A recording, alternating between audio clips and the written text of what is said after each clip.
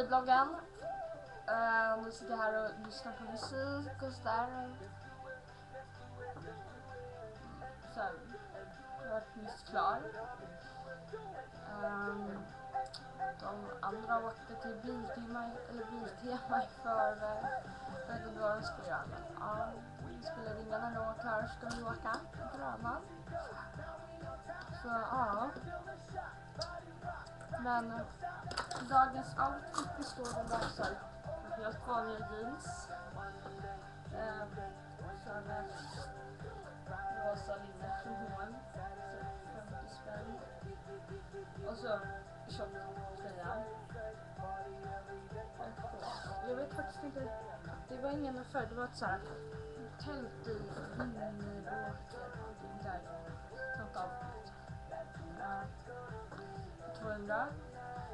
Sen ska jag ha ett par tygskor och så antingen en jacka från H&M, en brun, eller en skinnjacka från Malmköping. Det är så. Jag ser inte sådär blek ut. Fast jag är faktiskt inte. Ser faktiskt inte så här stor skillnad.